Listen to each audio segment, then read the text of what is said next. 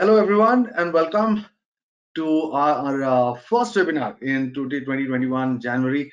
And it's been a great start of the year for us. And I'm so happy to see that the economy is improving, not just in India, but in other countries too, the United States or the Southeast Asia.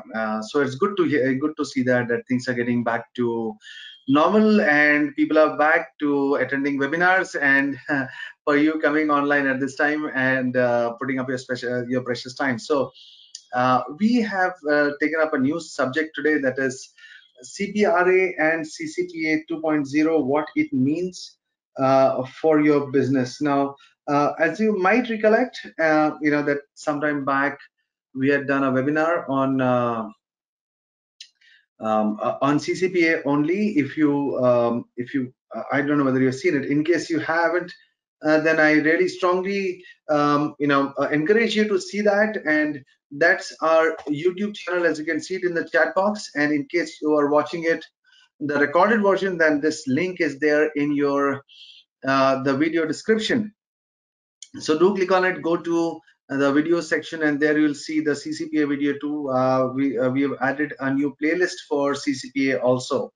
So jumping right into the thick of it, this is the webinar objective: shed light on CCPA, highlight the amendments and additional requirement under CPRA. What happened was we did a webinar on CCPA, and many of the people who attended then requested in a very demanding tone to do a webinar on CPRA too, because that's the built up on CCPA. So we're doing this. So they're understanding the implication of the regulation on business, and then how businesses can ease their journey of compliance. These are the topics that we're covering. A brief on CCPA, because you might not have seen it totally, and then CPRA, then how CPRA builds up on CCPA, and then what all you need to do for businesses to get compliant, and how things will change in the CPRA scene. And for those of you who are certified on various standards like various certifications like CSSP, CSM, CISA, and CRISC, and so many other, even like a QSA or a QPA and stuff. So you can always gain one CPA point for if you attend this webinar till the end only, not if you bail out halfway through. And this is a YouTube channel, and there is a ton of resources on PCI DSS, HIPAA, GDPR, SOC 1, SOC 2, ethical hacking, and a ton of it. Again, you can go back to our YouTube channel and you can see all the free content over there. And these have been our past webinars, so many of them for almost more than three and a half years now. We've been doing this, and there are so many topics, as you can see, and all available free of cost on our YouTube channel. So many of them, and the milestone is that we have completed 40 webinars. Can you believe that? 40 webinars, and this is our 41st webinar. And I was informed by my marketing team that as far as the internet is concerned, the entire internet, our YouTube channel contains probably the most compliance videos, that too at no cost. So if you have not subscribed yet, you should do that, because we also release not the webinar videos, but also we have something called as Ask the Experts, where we take up like short queries that have been raised up by our viewers and our clients. We answer it in like 5 minutes, approximately 5 minutes, and it is there. So we try and host one video a week, and we have already hosted this week, I think, what is SOC 1, what is the SOC 1 audit. So anyway, so that is there. And as we go along in the queries box, do drop in your queries, and I'll try and answer it as much as possible. Sometimes I'm not able to answer because there are just too many people and too many queries. So in that case, I will get back to you. I'll personally write back to you on that.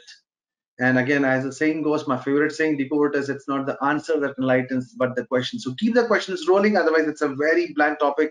You will nod off to sleep, then don't blame me. All right. So that is about me. And like I've been there for like 25 years now, and I've been running my company Vista InfoSec for 16 years. I am a PCI QPA, QSA, CISSP, CSA, CRISC, and all these things. So again, my company is also into these subjects of PCI, CCPA, CPRA 27001. We are a PCI DSS QSA, and even a PCI QPA. We do a lot of HIPAA, SOC 1, SOC 2, and stuff. Anyway, So the journey of Vista Infotech, we've been there since 2004. We are ourselves 27,001 certified, and these are all quickly, just not take more than like 60 seconds of your time on this. So we are there on compliance and governance. We do a lot of these consulting services. We are there on risk and security, VA, PT, web AppSec, mobile AppSec. We are there on technical advisory and assessment, infrastructure design, network audits. Again, the main thing is that we don't sell any products. We are totally neutral as far as hardware and software is concerned. So that's how it is. Most of the companies that you know would be selling some hardware, software, some soft products, is that and all, SIEM and stuff. But we don't do any of the totally vendor and product neutral. And last but not the least, we also have our own in training portal online, Academia Compliance, and these are the certification or attestation services, as you might want to call it, on PCI, PADSS, PCI PAIN, SOC 1, SOC 2, HIPAA, so many things. So do reach out to us if you think that we can be of some use to you somewhere. And so this is our partial client listing. Some of the largest companies in the world we've been honored to work with, rather. And okay, and towards the end of this webinar, there will be a brief survey participation request. Like, it will not take you more than 30 seconds to fill up. We spend a huge amount of time and energy on making this webinar. Your comments, even if it is critical comments, is most welcome. And if it's a words of encouragement, it really peps up the team. So if possible, do spend those 30 seconds for us. Anyway, so going ahead, let's roll. We start off as committed with a brief introduction to CCPA. Now, understand, CPRA builds upon CCPA. So please stay with me as we get into a ride on what is CCPA all about. California Consumer Privacy Act. It is by far the most revolutionary privacy act in the United States of America, and it basically applies to any businesses that is in the business of selling personal information, especially of Californian citizens. Now that is what it is. This law applies for only Californian citizens only, and not otherwise. We'll get into this more in detail. So even if a company shares a common branding in terms of shared name, service mark, trademark, it falls in the ambit of CCPA compliance. So even if there are subsidiary companies, built up of companies, holding companies, they all come in the ambit of CCPA. And so brief introduction.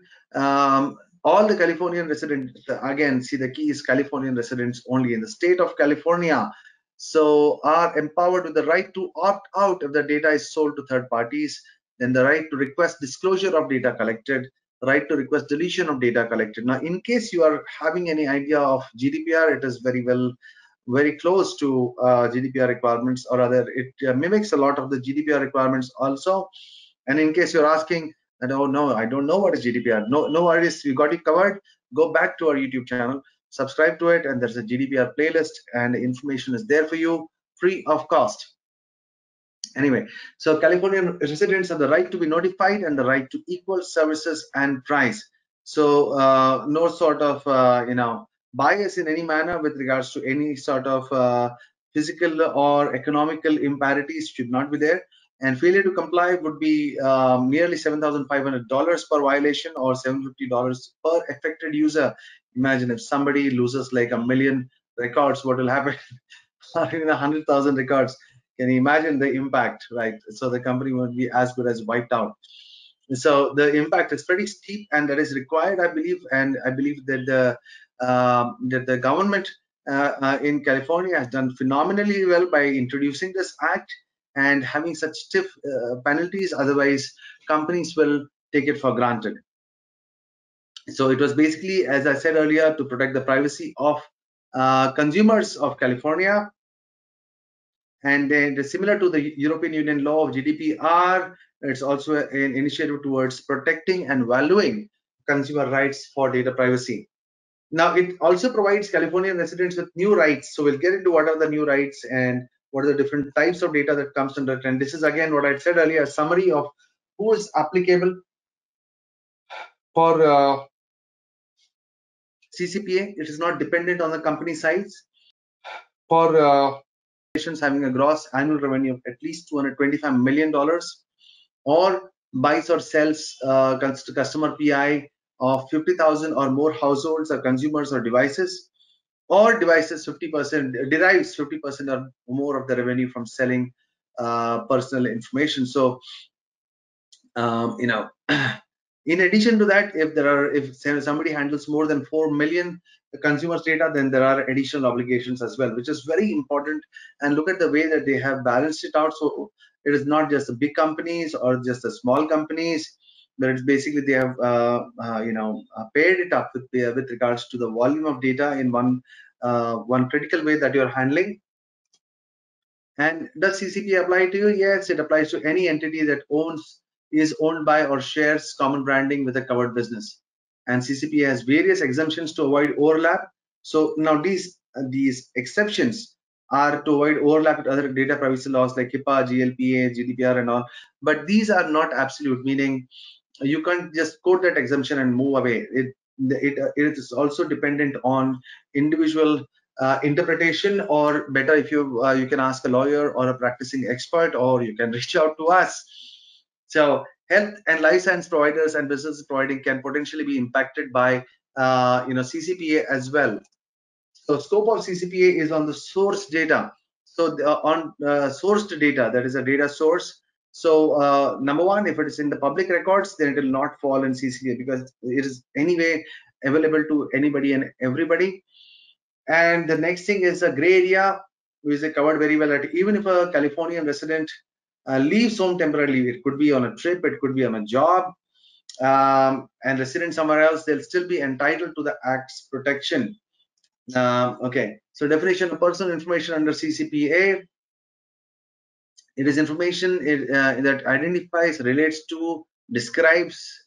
That is the definition of personal information, or being associated with, or could reasonably be linked directly or indirectly with a particular consumer or household. So one thing that I'd like to say, it's not just for an individual, it is also for devices or households, rather, for entire families. So you got this connected devices. So even for a connected device in a particular household or in a particular location, if that can be pinpointed, those devices also have the rights. Okay, now personal information can be categorized as direct identifiers, social security numbers, name, address, unique identifiers like your cookies, IP address, account names, then biometric data, geographical location data, internet activity. Now again, sensitive information, which is also there covered under GDPR, such as health data, personal characteristic, behavior, religious convictions, political convictions, sexual preferences, employment, education data, financial, medical information. So anything pertaining to you is an individual or a device is extremely important. Personal information includes data that by inference can lead to identification of an individual or a household. So this is something else that you need to be worried about. That is, any aggregate and anonymous data is exempt from CCPA unless it can lead to in any way to re-identification. So let me give an example that I typically give. So let's assume let's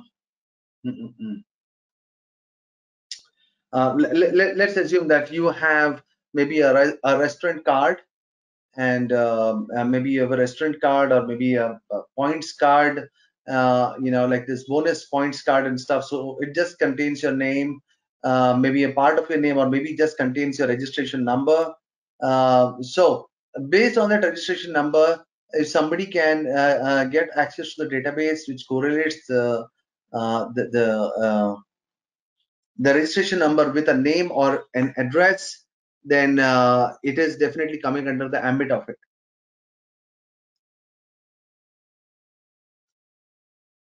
Or for example, you can see that in x-rays, when you're taking an x-ray, they put some code on the x-ray plate when they're taking the x-ray, but that code is referencing an individual. So that x-ray in itself might not be covered under CCPA, but then if that code, somebody can get access to the code sheet which correlates the code with an individual, then the x-ray, even though anonymized, comes in the scope of CCPA. Now, what is the regulations for personal information under CCPA? This is important. inform the consumers at the time before they collect their personal information for their option to opt out, read and delete their personal information. Companies must provide a do not sell live personal information link for opt out request. So if somebody is opting out, you should give him the privilege or the courtesy of not selling their information because they have left. Now respond to consumer requests within specific time frames, show consumer the privacy settings that signal their choice to opt out, then disclose the financial incentives for retaining or selling the consumer's personal information, then maintain records for all access requests for 24 months and how the business responded. So going ahead, then CCPA compliance requirements concerning personal information. Identify the kind of personal information your organization collects. This is the first step to identify what personal information your business actually collects. There are 11 categories of personal information, which identifies as to what type of personal information is there in each category. Then identifying the source of collecting. So it could be via phone, email, message, feedback forms. It could be via server logs, cookies, websites, or app analytics. It could even be social media profiles, Facebook and stuff, and even job sites, online, blogs. And then again, personal information collected from third parties. It may or may not be applicable to, but you have to be very sensitive on that.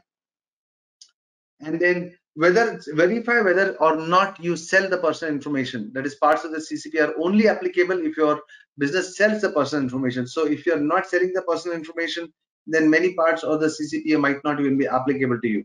So in case you intend to sell, then make the disclosure on the consumer request. And in case you do disclose, then the consumer has a right to opt out. And then you can, of course, share the personal information on a business purpose, or you can transfer the information as a part of a merger or an acquisition.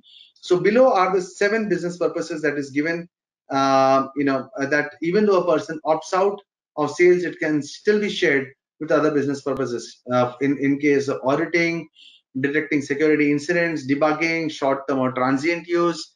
It could be just a cookie which is there until the time you've completed the sale or the purchase, and then undertaking internal research or performing activities to qualify to ensure quality and safety of a service or a device. So something like how many people actually have gone through their particular service. It could be a metro, it could be a bus service, or it could be a hotel or a travel guide.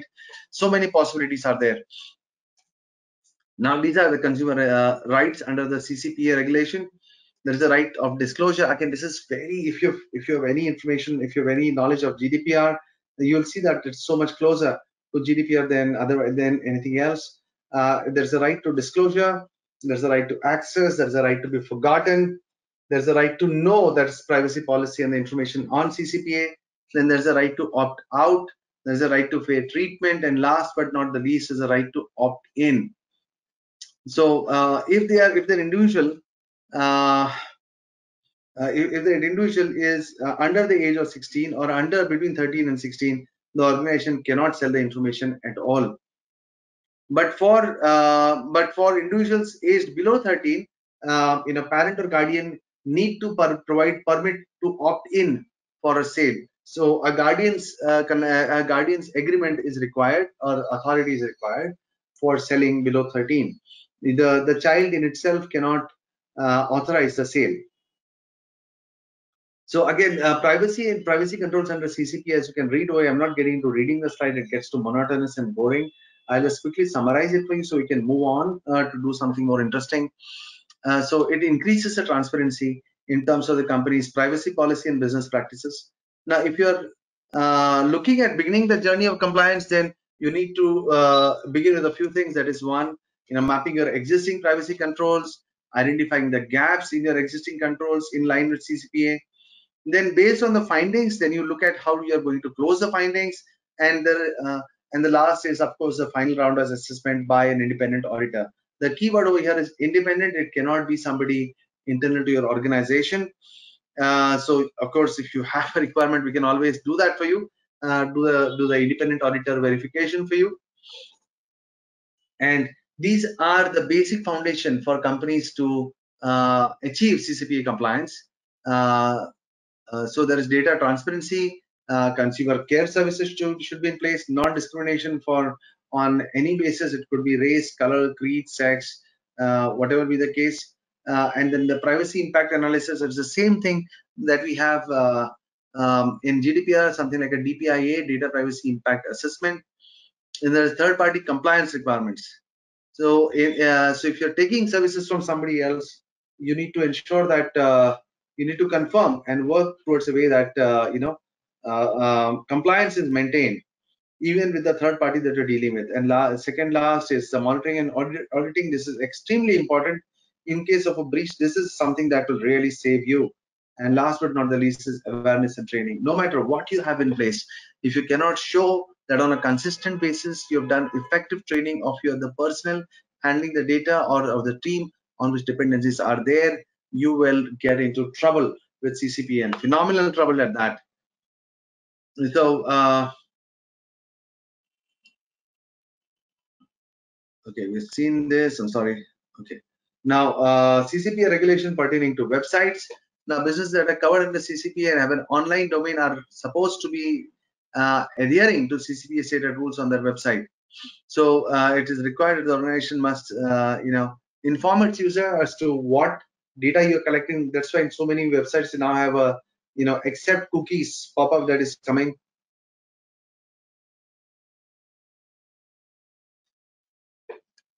And in case somebody doesn't want to sell their information sold, so then there has to be a provision for that also. An underage must require to obtain from their parents or their guardians. Okay. Now CCPA should have an updated privacy policy. This is a must now. You must have seen it almost everywhere because GDPR started the ball rolling, so almost everybody's done it. But CCPA again, forces it ahead. So privacy policy is something that has to be printed in a very legible language. It cannot be too much lawyer, jargon. It's not really allowed. And so updated list of categories of personal information as to what you'll be saving and for what purpose.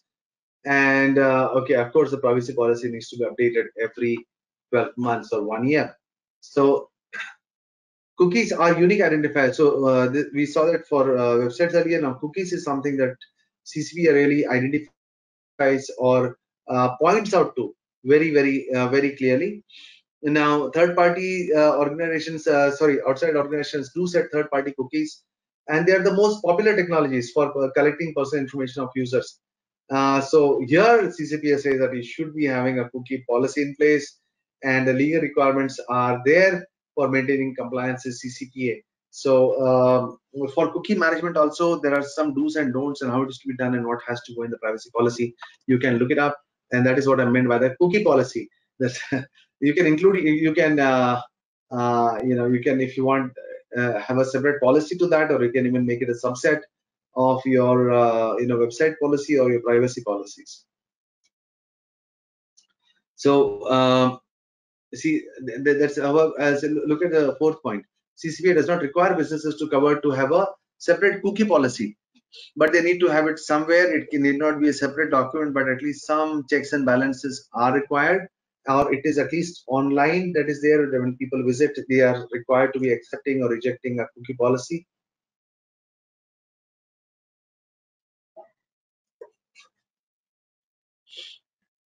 Now, CCPA parallels the original version of the regulation issued by the CAG, California Attorney General, but made several new changes. So there is an opt-out link language. So so they have actually mandated that you have to use the actual sentence instead of do not sell my info. You have to write do not sell my personal information. You cannot just make short forms or change it. It has to be an exact verbose. Now, if you're going to use the data in a materially different manner, then the explicit notice has to be there. Offline notice on do not sell has to be published. Then there are standard opt-out methods, which is there. Then there is a proof of consent from authorized agents in case they are manually going out and collecting information. Then there is a privacy policy for children below 13 years to be taken by their guardian or their parents. And again, as you've seen, CCPA mandates very strong penalties. Organizations have to respond within 45 days of a verified consumer request. Now, CCP also states that if an organization can fix the non-compliance within 30 days of being notified, they can just be let off with a warning. 30 days, that is 30 calendar days. So if they cannot fix the situation, they'll be accordingly be subjected to fines. But it's not really required. See, what can happen is you can always have something called as compensatory controls, but you need a good consultant on that, good advisors on that. So again, we can we can always work with you something on that. So consumers can take specific action, statutory damages, they are punitive damages they are capable of getting, they are liable to get.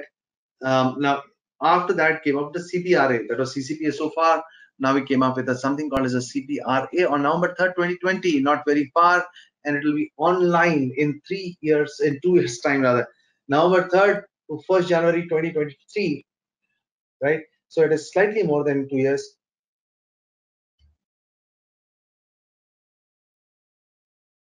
26 months to be precise. So it was CPRA is a first of its kind law in the United States governed by a 5-member panel with administrative power, authority, and jurisdiction to implement and enforce the CCPA. It sets out new obligations for organizations processing sensitive personal information. Now, CPRA is a new data privacy law, modified version of the CCPA of 2018. It has changed the definition of businesses to exclude smaller businesses and also include the larger ones that generate income from collection, sharing, and or selling Californian personal information. Now the CPRA amends, this is where the amendments comes into place, to change the definition of applicability. Annual gross exceeds 25 million, derives 50% or more from sharing personal information, or buys or sells more than 100,000 consumer or household information per year.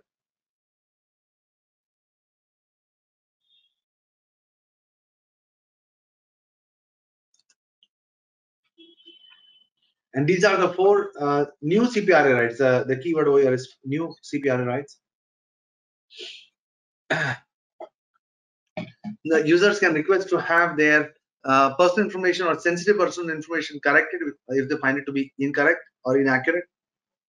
They can opt out of automated decision making so that this big 4 tech data, big tech 4 data companies do not make guinea pigs out of you.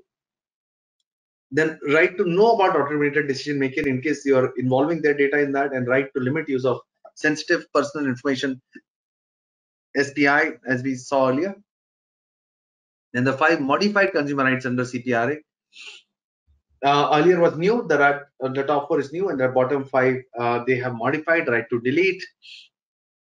When they are deleting also they have to inform the people, and the right to know if in case the data is being collected for more than the original 12-month limit in CCPA. Then the right to opt out of any sort of behavioral advertisement, and rights of minors, how they're being dealt with, and how behavioral advertisement is not allowed for them, and or sharing of behavioral advertising information, and right to data portability. So in a very simple terms, if you want to shift from X to Y, it's your choice and you're welcome to do that. And the companies have to provide you the data in a very legible manner that you can take and use at some other company too. And this is the new definition of the 8 categories of sensitive personal information. We just touched on this earlier. You can see data on race, ethnicity, religious belief, data on sex life, genetic health data, geolocation data, SSN number, and financial information. And so again, CPRA changes to the opt-out right to specifically regulate cross-contextual behavioral advertising and its use of personal information. So it is not blanket.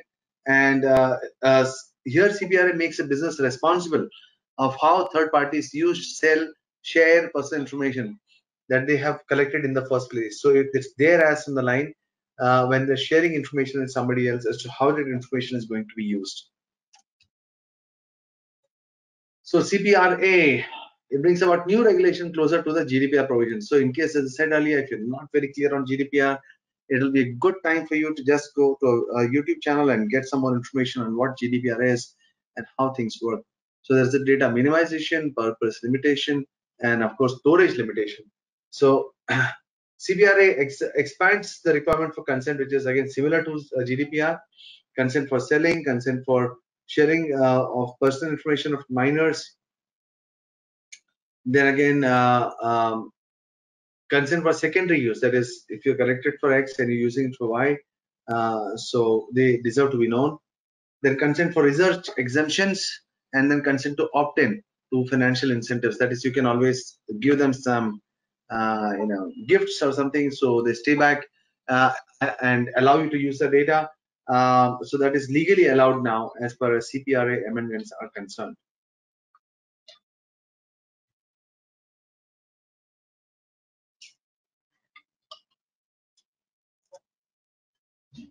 So this is in short a summary of the differences or similarities between CCPA and CPRA. It is what we have seen so far. Applicability threshold. So 25 million, we have highlighted the differences. That is, earlier the only difference now in CPRA is that if the buy or sell information of more than 100,000, so they have doubled the limit. They have increased the consumer rights. They have increased as to what do you mean by personal information. They would also have enhanced the meaning of what do you mean by a third party. So this would also include contractors with whom a business makes available a consumer's personal information for a business. Then there is an enforcement law established the California Privacy Protection Agency for enforcement and guidance. Businesses no longer have a 30-day cure period before being fined for a violation by the CPPA, that is a California Privacy Protection Agency. Under CCPA, there was a 30-day cure period. That is, in case they fix it in 30 days, no penalties, they'll be let off with a warning. But in CPRA, there is nothing like that. You get penalized for any violation, whether you fixed it immediately or not. So then again, the sharing and sharing of personal information, the limitation on retention and use of personal information. Here the definition has been made very clear. That is, it's only for the date and time or the service that you have used it, you asked it for. So here in CPRA, the fines are automatic and immediate. CCP, again, it might go into extended discussion. So annual security cyber audits, it's required under CPRA, but not at all mentioned under CCPA. So again, in case you're looking at getting compliant to it by 2023, this is a good time to start. So you can always reach out to us for getting compliant with CPRA. Don't wait for the last minute. Then risk assessment, not mentioned under CCPA, it is mentioned under CPRA. Profiling and automated decision making, again, not at all mentioned in CCPA, but mentioned in CPRA. Then how is this going to impact businesses? So whether come into effect, CCPA came into effect last year, just before the Corona thing started. Now, I appreciate how the CPRA, the CPPA agency, they gave a lead time of 2 years before hitting in with CPRA. So if your company is already there on CCPA, then just a small changes in the documentation and processes for CPRA and you are set. But for companies who are going new, I would really suggest you to go ahead with CPRA directly instead of just waiting for CCPA, because by the time you finish your CPRA, another 6-8 months at least would be gone, and so then it wouldn't make sense. So better you get compliant with CPRA before the actual deadline actually hits. So again, impact on businesses. Businesses should buckle their security provisions, because please understand, most of us are working from home in this COVID scenario, and many companies are like closed for at least a year more somewhere, some places we've seen. So here, getting a very strong compliance framework in place is extremely important. Otherwise, it's not really going to get anywhere, just be a waste of time.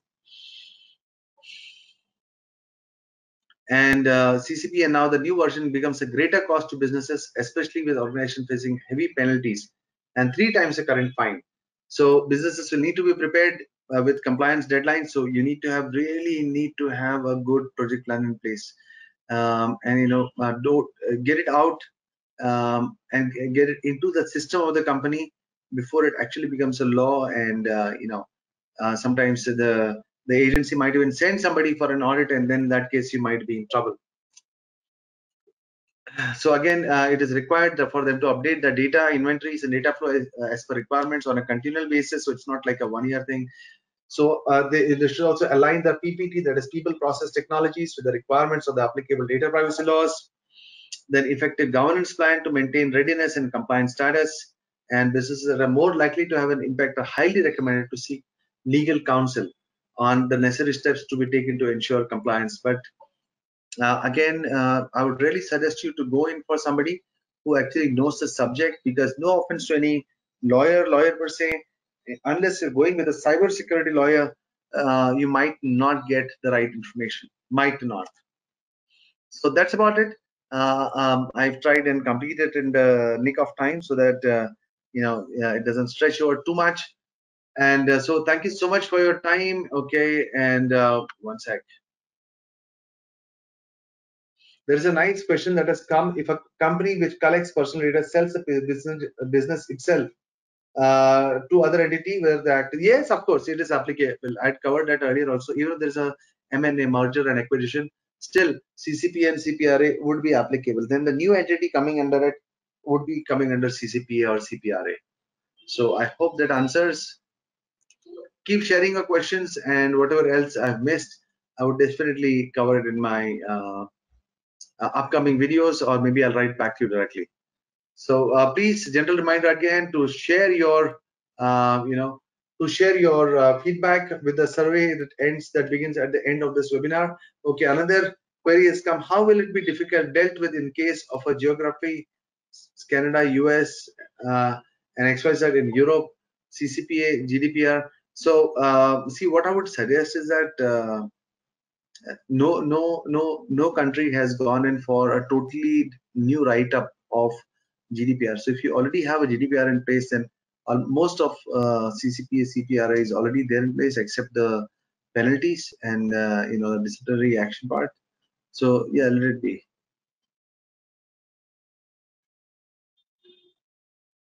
So GDPR, if you're coming under it, then CCPA and all will becomes like a walk in the park for you. So if you're coming in Canada, again, there is no CCPA, neither there is CPRA, neither there is HIPAA, or neither there is GDPR. But in Canada, there is something called as a GAP, generally acceptable privacy principles. Even GDPR is based on GAP, GAPP. So you can, those things are applicable. So I always say that from practical perspective, if you have GDPR in place, then you are covered for most of it. So that's our YouTube channel. You can look it up. We hope to hit 1,000 subscribers very soon. So thank you again for your patronage. There is so much content over there. Do go through it. And that's our Facebook page, our LinkedIn there. That's our Facebook. That's our LinkedIn page.